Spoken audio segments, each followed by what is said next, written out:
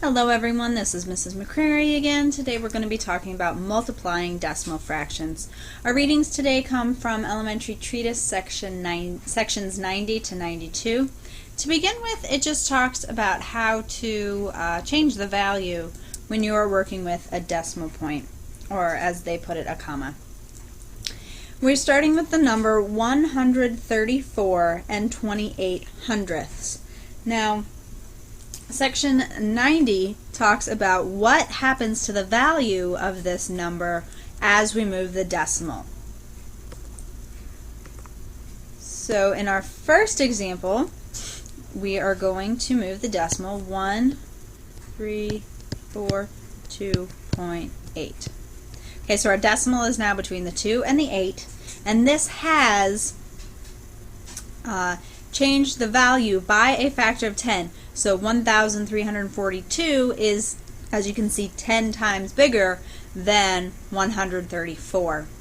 So you can change your value, and of course, for every place that we move it over here, we are multiplying by factors of 10. So if we were to move our decimal all the way over here and it were to be placed here, it would have been multiplied by, since it was originally over here, 1, 2, 3, 4, 5.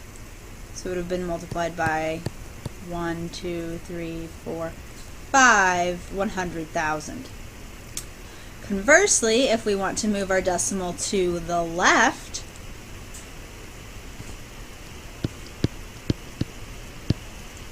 started here and it moved one place to the left, we were dividing by 10. In this case, if we were to move it farther to the left, 1, 2, 3 places, we would have been dividing by 1,000. So the thing to remember is the number of places that you move your decimal is the number of zeros you need to have in your 10, and also if you're moving your decimal place to the right, you're multiplying by powers of 10. If you're moving your decimal place to the left, you're dividing by powers of 10.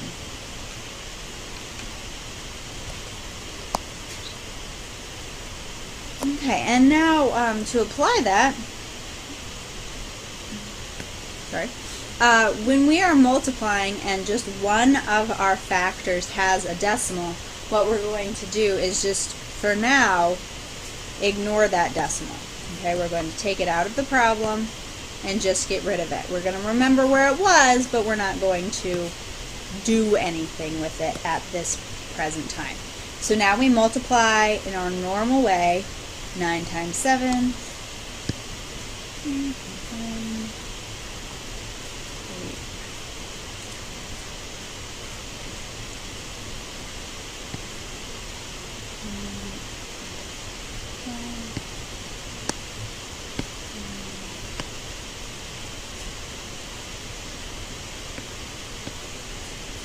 Okay, so now our decimal place was here. It was 1, 2, 3 decimal places.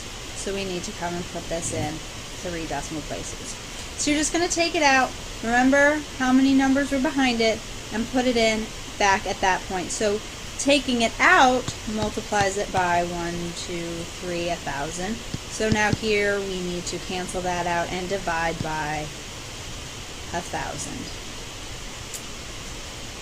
Now, when both of our numbers have decimal points, we're going to be doing the same thing, just to both numbers. So let's rewrite this.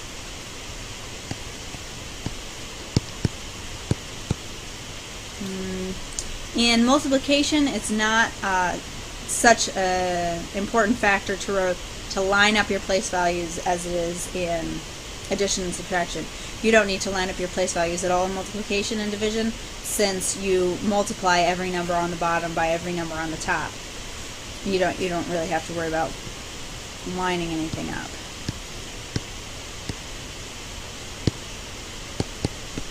Okay, now here we want to move our decimal point 2 values to the right, so we're going to multiply it by 100. Here we want to move it 1, 2, 3